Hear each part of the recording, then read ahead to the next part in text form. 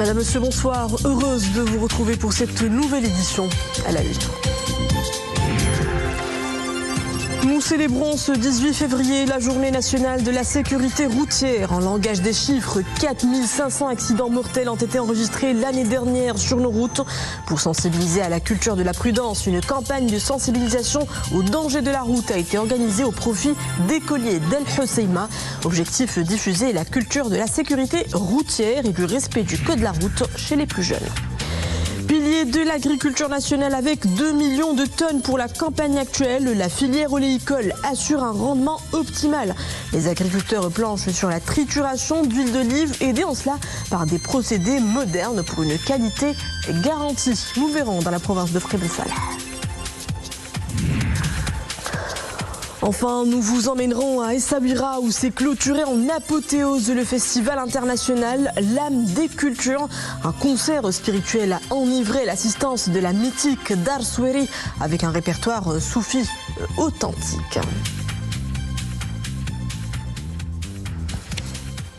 Bonsoir, on vient de vous l'annoncer à l'instant, le premier jour du mois béni de Ramadan est bel et bien demain, jeudi 19 février.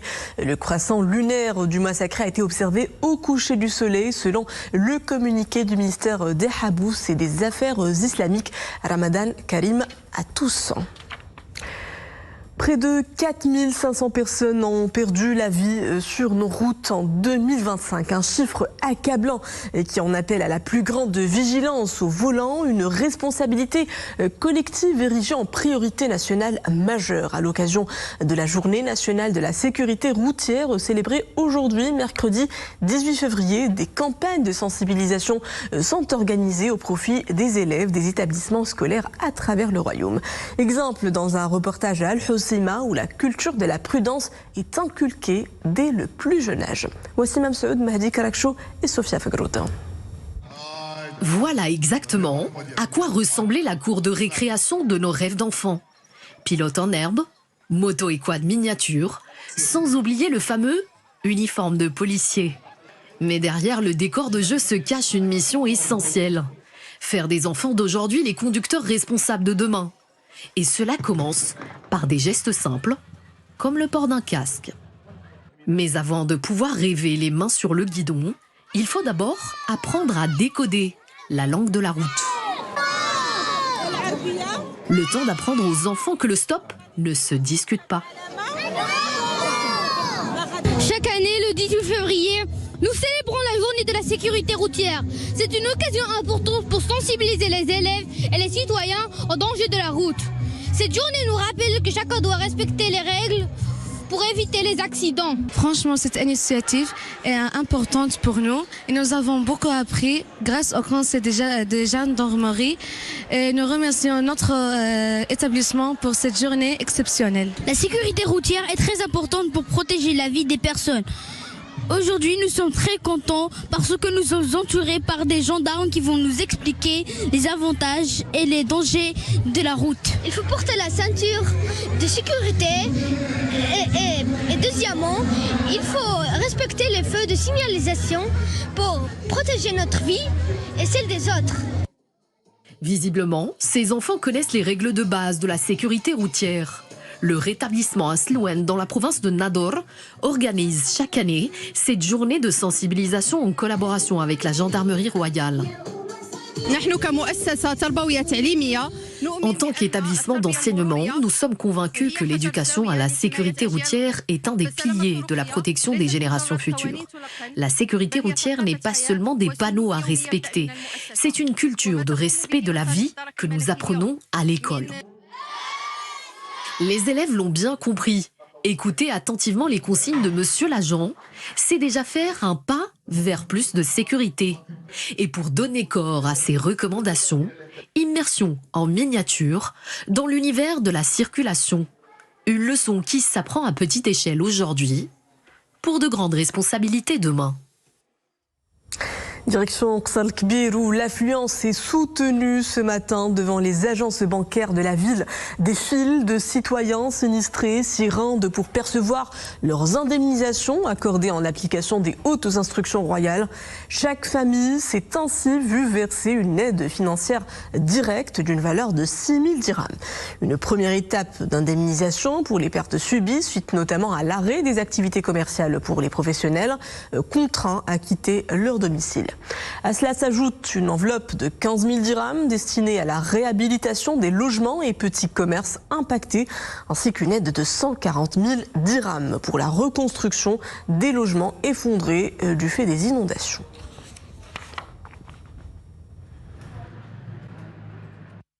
Ksal Kbir, une ville qui pense ses plaies, les rues portent encore les marques du passage des eaux. Toute une mécanique de réaménagement se met en marche à travers la ville et c'est là grâce aux équipes d'intervention qui enchaînent de jour comme de nuit les opérations de nettoyage et d'assainissement. Des interventions nécessaires pour évacuer la boue et les déchets charriés par les inondations. Des motopompes sont déployées pour drainer les eaux stagnantes dans plusieurs points de la ville. Pour ce qui est des zones non habilitées encore à accueillir leurs habitants, celles-ci font l'objet d'inspections quotidiennes des autorités locales. Une véritable course contre la montre est engagée afin de réunir les conditions nécessaires au retour des résidents dans les plus brefs délais. Dans le monde, la France, elle aussi, fait face à un épisode d'intempéries exceptionnel. 35 jours de pluie consécutifs, le pays enregistre sa plus longue série de jours de précipitations depuis 1959. Un cumul pluviométrique record qui a entraîné des crues sur 4 départements de l'Ouest, des zones où la situation météorologique risque de s'aggraver avec l'arrivée de la tempête Pedro. Les États-Unis également balayés par une violente tempête de neige en Californie. 9 skieurs sont portés disparus depuis hier après une avalanche survenue près de Castle Peak, un sommet de la Sierra Nevada. Une vaste opération de secours se poursuit pour les rechercher. Ils faisaient partie d'un groupe de 15 skieurs hors piste, dont 4 guides. 6 parmi eux ont pu être secourus et transférés à l'hôpital. Le point sur la situation en Europe de l'Est, Ukrainiens et Russes ont mené des pourparlers fructueux sous médiation américaine visant à mettre fin à 4 ans de conflit. Si aucun détail n'a été divulgué à ce stade, le négociateur ukrainien évoque un progrès dans ces discussions tripartites qualifiées d'intenses et substantielles. Selon le chef de la délégation ukrainienne, la prochaine étape consistera à obtenir le consensus nécessaire pour soumettre un document à l'examen des présidents. Pour Kiev, l'objectif à terme reste inchangé, une paix juste et durable. Parlons à présent de compétences humaines, un levier stratégique qui s'impose. C'est dans ce contexte que la Fondation marocaine de l'éducation pour l'emploi œuvre de concert avec l'Agence de coopération internationale allemande. On célébrait à Casablanca les réussites du projet César 2 sur la région. Un programme dédié à la promotion de l'employabilité des jeunes. Il a été lancé pour répondre à une forte demande en compétences qualifiées dans un secteur vital pour le pays, la gestion de l'eau. Le programme César 2 ambitionne de faciliter l'accès des jeunes aux opportunités professionnelles tout en accompagnant la modernisation de la filière. Pour en parler, j'ai avec moi en direct depuis Casablanca Madame Houda Barakat, directrice générale de la Fondation marocaine de l'éducation pour l'emploi. Madame Houda Barakat, bonsoir. Le programme César 2 intervient dans un contexte de pression croissante sur les ressources hydriques. Comment votre fondation adapte-t-elle ses formations aux nouveaux enjeux liés au changement climatique et à la modernisation du secteur de l'eau? Effectivement, c'est un secteur qui est capital, que ce soit pour l'impact qu'il a sur l'employabilité des jeunes, mais aussi sur les ressources importantes de Marocaine, qui est la ressource hydrique. Nous avons bien sûr travaillé étroitement avec le secteur privé et avec aussi le secteur de l'éducation à travers l'OFPT et les universités partenaires pour détecter quelles sont les compétences manquantes, quel est le gap qui pourrait exister, qui pourrait entraver l'employabilité des jeunes pour ce secteur spécifiquement. Et on a travaillé sur le développement d'un contenu de formation adapté en partant sur notre expertise déjà avérée en termes de formation en soft skills, qu'on a adapté au secteur de l'eau et de l'assainissement. Et on a organisé ensemble plusieurs séances d'initiation justement à ce secteur-là, des caravanes d'emploi pour rapprocher les besoins des chercheurs d'emploi avec ceux des employeurs et faire en sorte que la magie opère et que les jeunes trouvent justement la carrière qu'ils recherchent dans ce secteur-là. Justement, Madame Barakat, des centaines de jeunes ont bénéficié du programme, dont une proportion significative de jeunes femmes. Comment expliquez-vous cette dynamique de participation féminine dans un secteur historiquement masculin ? Initialement, le projet visait d'accompagner 2000 jeunes sur 4 régions. Marrakech, Safi, Agadir, Souss-Massa et Casablanca, bien sûr, Stade, et Tanger, Tétouan, Hoceima. Quand on a lancé le programme, on a eu un répondant vraiment incroyable du moment qu'on a pu, à ce jour, sans avoir encore clôturé le programme officiellement, on a atteint plus de 5600 jeunes qui ont participé à toutes les activités du programme, dont 50% de jeunes femmes. Et je pense que l'aspect caravane, justement, et l'orientation a fait un rôle essentiel dans cette capitalisation sur justement l'appréhension que peut avoir sur ce secteur-là, et a montré que sur beaucoup de filières, on a beaucoup de participation féminine. On a aussi eu la participation des représentants du secteur privé qui ont été représentés par des femmes qui sont venues partager leur parcours justement académique et leur parcours professionnel et qui ont inspiré beaucoup de jeunes femmes justement à intégrer ce secteur-là. Donc je pense qu'il y a beaucoup de problèmes, beaucoup plus de communication et de visibilité et de parcours féminin dans un secteur pareil. Et notre intervention vient justement dépoussiérer les conceptions préfaites et faire en sorte que les jeunes puissent voir des parcours professionnels possibles pour tous sexes confondus. Au-delà de la formation, Madame Barakat, quels sont les mécanismes concrets que vous avez mis en place pour assurer l'insertion professionnelle effective de ces lauréats ? Alors, le programme César 2 a été justement déployé avec une approche intégrée.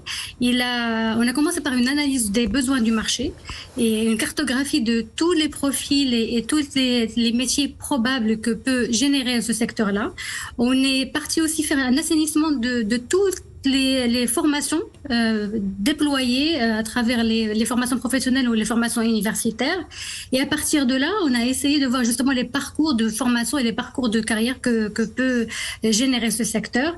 Ces résultats ont été traduits dans une caravane d'emploi qu'on a organisée sur les 4 régions et qui venait non seulement sensibiliser sur les carrières, mais aussi faire des ateliers de formation d'employabilité en parallèle sur la technique de recherche d'emploi, les techniques d'entretien et comment adapter ces techniques-là à ce secteur-là spécifiquement. On a fait aussi des parcours de formation insertion spécifiques dont ont bénéficié plus de 800 jeunes.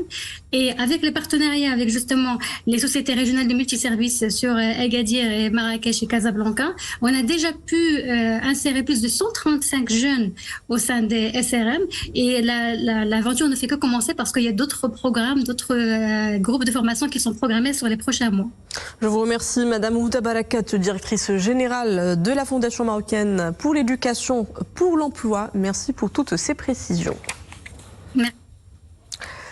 Et dans un contexte de changement climatique, voici une filière qui s'adapte, alliant résilience et durabilité. L'oléiculture, une filière qui se professionnalise. Au cœur de ce dispositif, des professionnels alertés des variations environnementales. Nous le verrons dans la province de Ibn Salah, où la production d'huile d'olive, toute variété confondue, est abondante.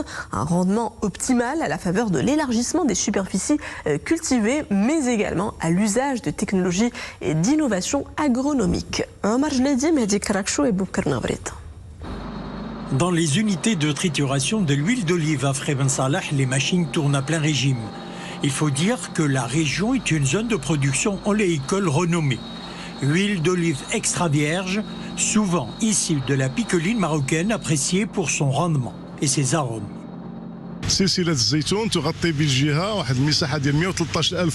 La culture de l'olivier couvre une superficie de 113 400 hectares dans la région Bni Mellal Khnefra. 87% de la superficie productive offre cette année un rendement de 200 000 tonnes d'olives.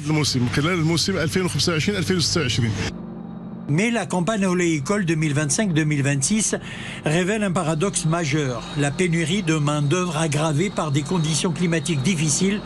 La récolte peine à suivre le rythme. Après les dernières fortes précipitations, nous avons enregistré un certain retard dans la cueillette des olives. La main-d'œuvre est devenue plus exigeante. Les travailleurs imposent leurs conditions de travail. Ils sont payés entre 2 et 3 fois plus cher que l'année dernière, entre 40 et 70 dirhams par caisse, alors que l'olive revient à 3 dirhams. Le litre se négocie en moyenne autour de 70 dirhams avec des prévisions pouvant descendre jusqu'à 52 dirhams. La saison 2026 confirme donc le rôle de Frey Ben Salah comme moteur de la production d'olives et d'huile d'olive dans la région. Cap sur Essaouira, la cité des Alizés baisse le rideau sur la 4e édition du festival international L'âme des cultures. La soirée de clôture a été rehaussée par un concert musical envoûtant au rythme du patrimoine soufi marocain. Un voyage spirituel au cœur de la poésie du Melhoun qui a été sublimé par les invocations de l'art Aïssawa, transportant le public dans un moment de ferveur, de contemplation et d'harmonie. Abdelghani Tahraoui, Zakaria Moukhin Billah.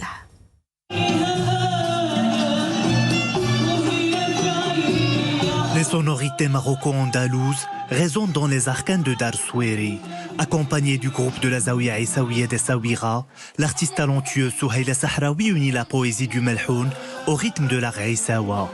La soirée de clôture de la 4e édition du festival L'âme des cultures a proposé à l'assistance un voyage spirituel célébrant la richesse du patrimoine soufi marocain.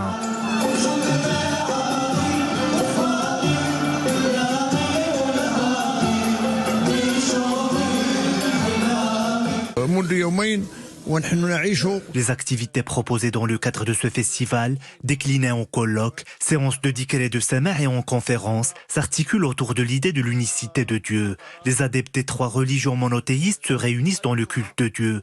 Cela montre les liens de paix et de fraternité qui nous unissent. Ce festival a offert des prestations artistiques et des célébrations religieuses des 3 religions monothéistes. Cette édition a été marquée par des concerts de différents styles, musique andalouse, melhoun, matrouz, en plus de la Aïssawa.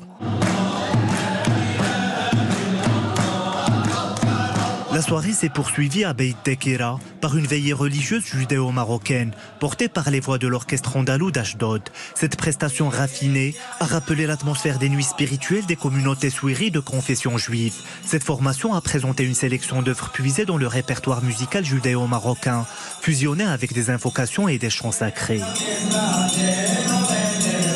Bien sûr, on prend un peu ce qu'on a vécu pendant l'époque de l'Andalous, 8 siècles de convivence, d'apprendre les uns des autres, mais ce que la Fondation de la Culture fait très bien, et c'est que c'est aussi un peu, je crois, l'esprit des Essaouira, c'est qu'on prend les passés, mais pour les projeter sur le présent et surtout sur l'avenir. Le bonheur d'être tous ensemble ici par centaines, par milliers, pour fêter tout ce qui nous rassemble.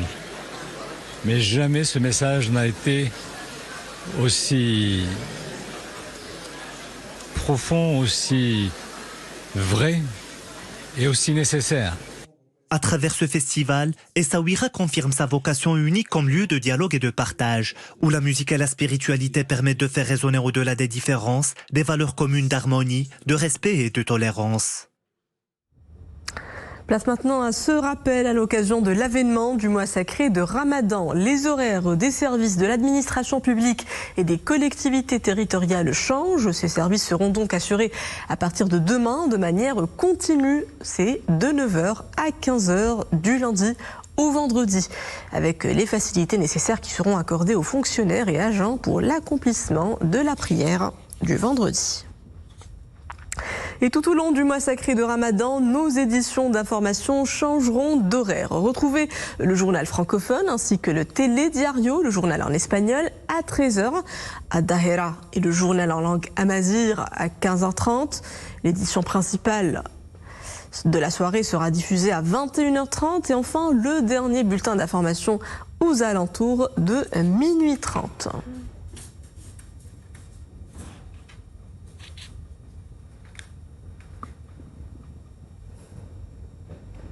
Et ce rappel avant de nous quitter, le premier jour du mois béni de Ramadan, c'est demain, jeudi 19 février. Le croissant lunaire du mois sacré a été observé au coucher du soleil, selon le communiqué du ministère des Habous et des Affaires islamiques. À cette occasion, Sa Majesté le roi Mohammed VI Amir al-Mouminin a adressé des cartes de vœux à leur Majesté, Excellences et Altesses, souverains, présidents et émirs des pays islamiques. Sa Majesté le Roi leur exprime dans ses cartes ses sincères félicitations et ses vœux les meilleurs de davantage de santé, de bonheur et de quiétude. Je vous souhaite un Ramadan Karim à tous. Demain, vous retrouverez Boubkar Ben Ghabrit à 13h.